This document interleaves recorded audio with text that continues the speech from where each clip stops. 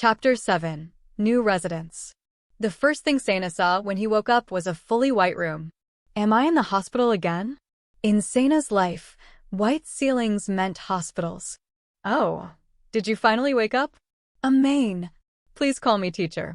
At the word teacher, Sana's torso reflexively shot up. Sorry, I was sleeping. Huh. Ahahahahahaha. Amain began to laugh with excitement. It didn't suit her appearance. Ahoho, this isn't a classroom, Sana, don't you remember? Oh. I was getting bioenhancement done, wasn't I? Sana looked around and noticed that this wasn't the bioenhancement room. Where are we? It was a spherical room with floor, ceiling, and walls consisted of hexagonal blocks. Sana also noticed from the feel of his hands and butt that the floor he was sitting on was made of a soft elastic material. We moved you here because the bioenhancement was successful. How do you feel? Huh. Well, I don't feel all that different, but he was dressed in an odd suit. He got up and tried moving his limbs, but nothing felt any different. However, Sana noticed something more important to him.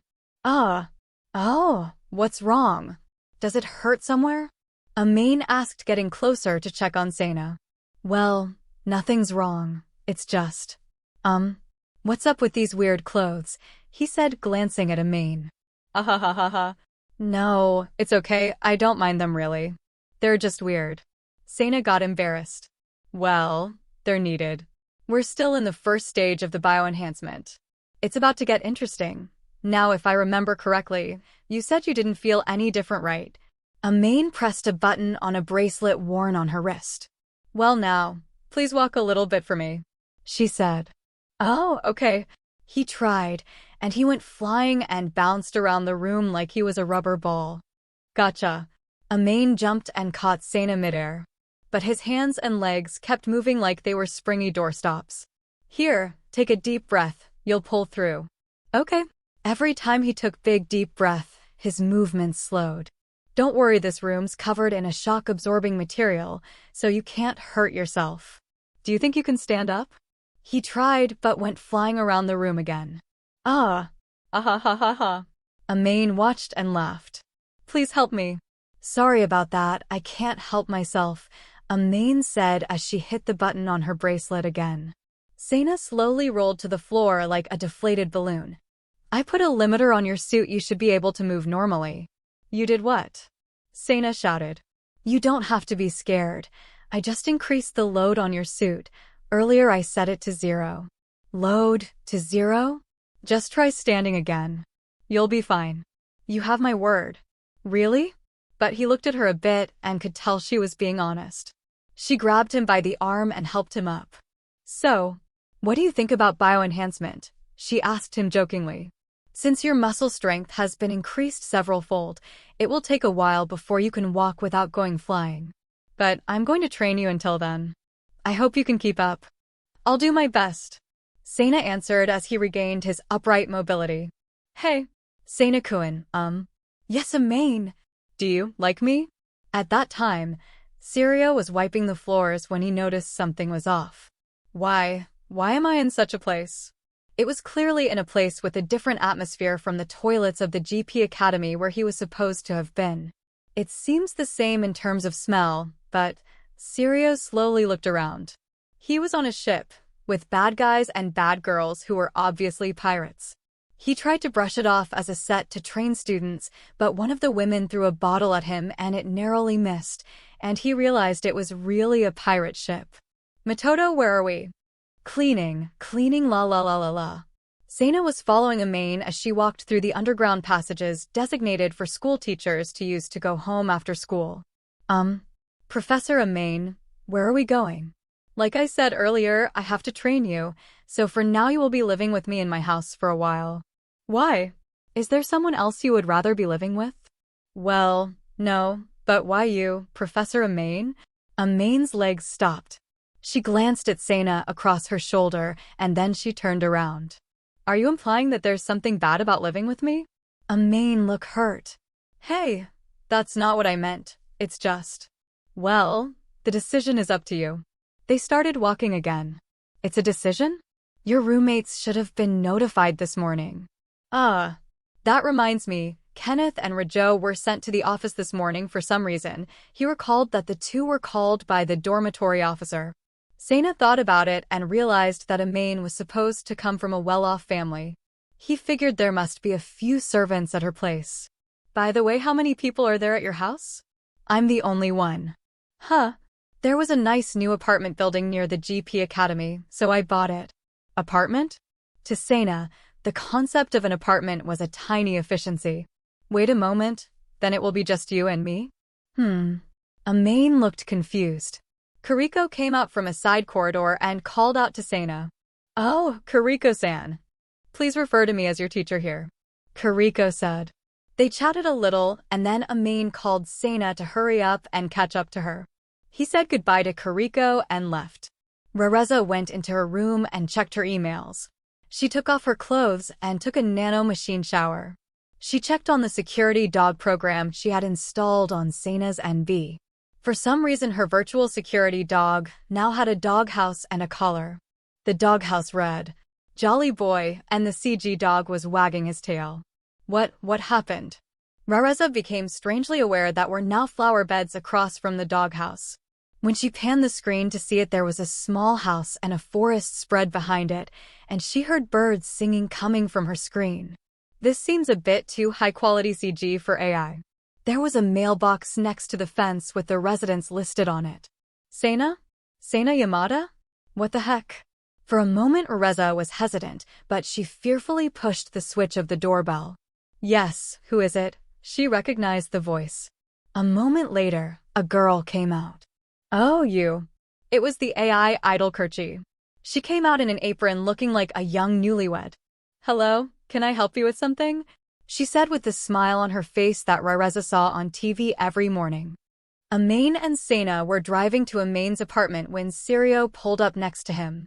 He had used a special ID card he had to get away from his captors. It identified him and notified them that if they didn't let him go, his family's private army, which incidentally was near that ship, would attack them, and that's how he got away. He hit on Amain. Amain didn't enjoy it. She pretended to flirt with Sena, and when Sirio was caught off guard by this, she rammed him in the side of his car with her car, and he ran off the highway and into the sea. Amain reported the incident to the GP on a communications line in her car.